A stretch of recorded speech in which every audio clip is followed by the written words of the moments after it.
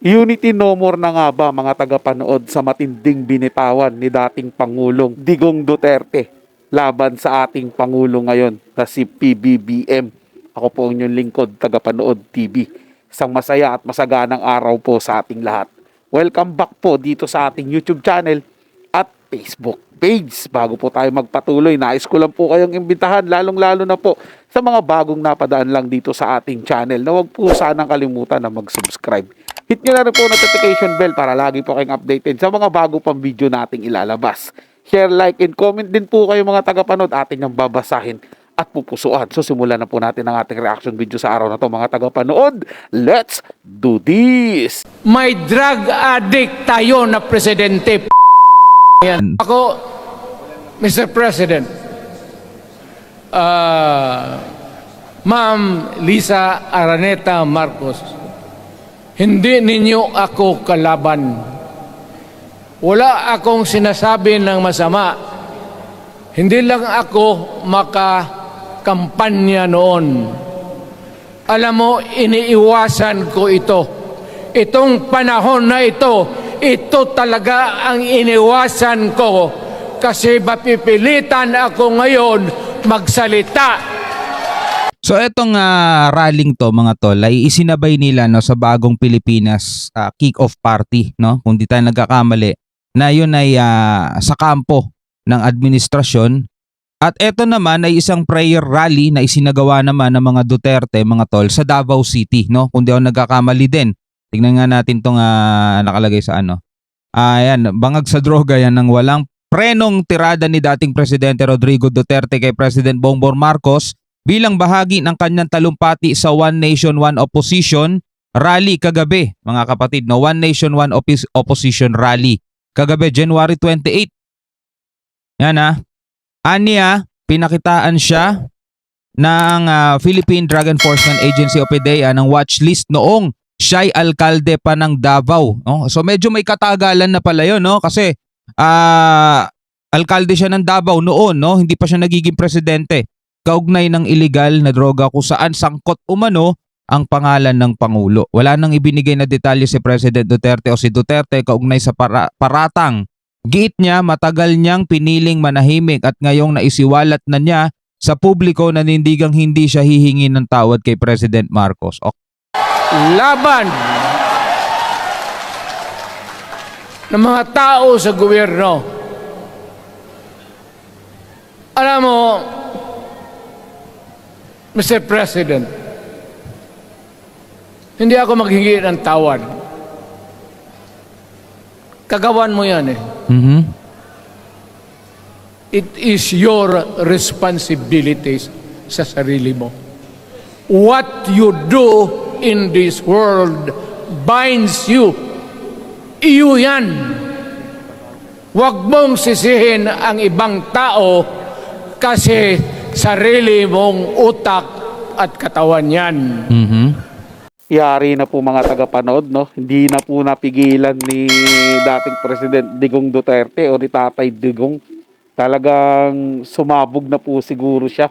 Sobra na po siyang nagtitimpi mga tagapanood at ngayon po inilabas niya na po yung kanyang damdamin. Iba na pa rin po kasi ang pinapakita ng ating Pangulong PBBM Ako pro Marcos din po ako mga tagapanood, pero pro Duterte din ako mga tagapanood. Parehas ko po silang kinampihan, parehas ko po silang sinuportahan sa kanilang kandidatura mga tagapanood. Pero syempre mananatili po ako kay Tatay Digong. Kung napanood nyo po yung mga dati ko pang video, malalaman nyo po kung bakit sa Duterte po talaga ako. At syempre kung tuluyan na silang maglalaban-laban po, sa Duterte po ako mga tagapanood at hindi po ay kay Marcos.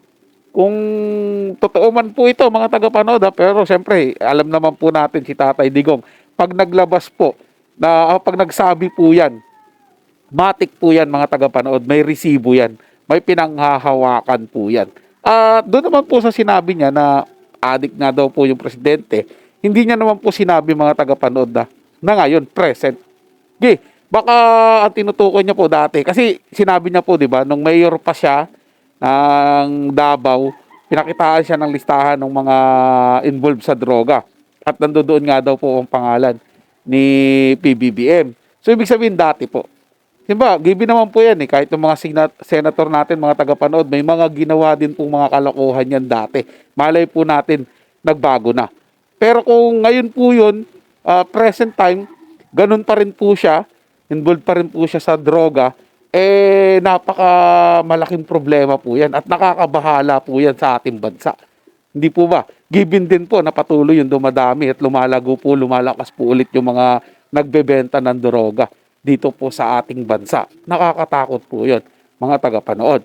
Pero abangan po natin kung ano yung magiging sagot ng ating presidente patungkol po sa sinabi ni Tatay Digong. At sinabi rin po ni Tatay Digong dito na never siyang magsusorry. Diba? Never siya hihingi ng paumanhin kay PBBM.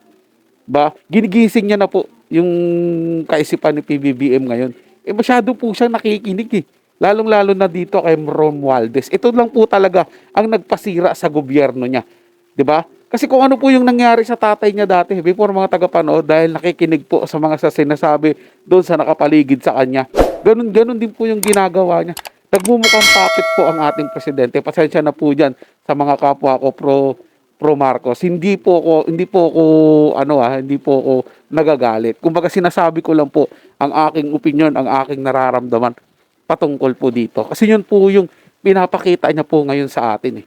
Pero wala po akong hinayangan mga tagapanood na siya po ang aking piniling binoto, na siya po ang aking presidente. Tangi po ang pinanghihinayangan ko lang po ay yung samahan po ng mga Duterte sa Marcos na parang pauwi po sa kasiraan. Nung ako'y mayor, Ito na. pinakitaan ako ng evidence ng PDEA. Doon sa listahan, nandoon yung pangalan mo. Nako. Ayaw kong sabihin yan kasi magkaibigan tayo. Kung hindi magkaibigan, magkakilala. Ikaw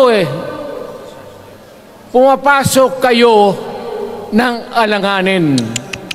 Mr. President, baka susunod ka sa dinaanan ng tatay mo. Nako. Diyan ako takot. Ayaw ko mangyari sa iyo yan. Pabor lang, ako namang nagmamakaawa kasi it will divide the nation at madugo itong panahon na ito. Bongbong bangag yan.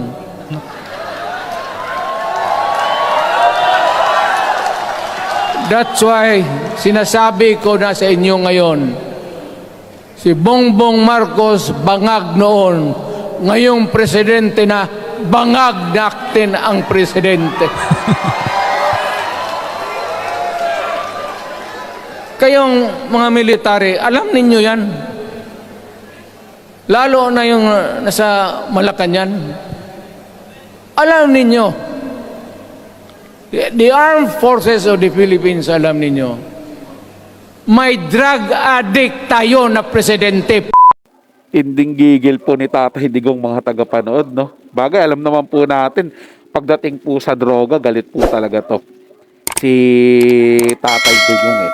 Pero sana lang po sa sinasabi ni dating President Digong Duterte dito, no, na adik umano ang ating kasalukuyang presidente ngayon. Ay sana yun dati pa po yun kasi 'di ba dating mayor nga po siya, doon siya pinakitaan ng listahan. Pero sana ngayon po hindi na po. Sana nagbago na siya. Pero sabi naman ni Digong Duterte alam po ng mga military, alam po ng mga sandatahang lakas natin kung ano po yung ginagawa ni PBBM. Pero siyempre, di naman po basta-basta arestuhin yan or aanuhin ng mga military natin. Siya nga po yung Pangulo. Di po ba mga tagapanood? May immunity po yan. At kung magpahanggang ngayon mga tagapanood, kung totoo man ito, na nagbangag-bangagan po ang ating presidente o gumagamit siya ng mga ipinagbabawal na droga, naaabuso niya po yung kanyang immunity. So, masyado na po atang magiging magulo ang ating bansa ngayon mga tagapanood. Dati natuwa po tayo at nagkaroon tayo ng unity. Pero gaya po ng sinabi ko kanina, dahil lang po dito kay Romualdez, medyo tumatagilid po ata mga tagapanood at parang papunta po tayo doon sa sinabi po ni Tatay Digong na madidivide po o mahahati po tayong mga Pilipino. Kaya wag po tayong masyadong mahook mga tagapanood sa mga politiko. O kahit sino pa mang iiduluhin natin, wag po tayong masyadong mahook. Wag po tayong masyadong kumampi sa kanila.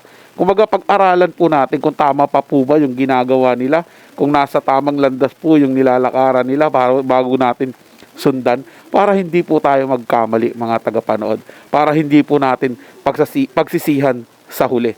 Gaya po ng ginawa ni President Digong Duterte, dahil nga po tinuturing niyang kaibigan si Bongbong Marcos. Naalala nyo nga po, ang daming nagalit sa kanya dahil ipinalibing niya po sinuoy dating President Ferdinand Marcos sa libingan ng mga bayani, diba, para po kay Bongbong Marcos, ba? Kaya po nagagalit ngayon ang mga tao sa kanya, pero ginawa niya pa rin po kasi tinuturing niyang kaibigan. At ngayon po medyo talagang nakanti na po siguro ang damdamin ni Digong Duterte at kaya nasabi niya po ito. So abang-abang lang po tayo mga tagapanood kung sasagot ba ang ating President Bongbong Marcos patungkol po dito sa isinuwalat o sinabi ni dating President Digong Duterte. Abangan po natin yan mga tagapanood at gawan din po natin ng reaction video. So yun lang po mga tagapanood. Okay, nagustuhan nyo po yung facts ng ating tinalakay sa araw na to. At kung kayo bago lang po na napadaan dito sa ating channel, huwag nyo po sanang kalimutan na mag-subscribe. I-hit nyo na rin po notification bell para lagi po kayong updated sa mga bago pang video nating ilalabas. Share, like, and comment din po kayo mga tagapanood. Atin yung babasahin at pupusuan. So hanggang sa muli po, ito yung Tagapanood TV. Komento at opinion lamang, wala pong personalan. Paalam po at mabuhay po kayong lahat.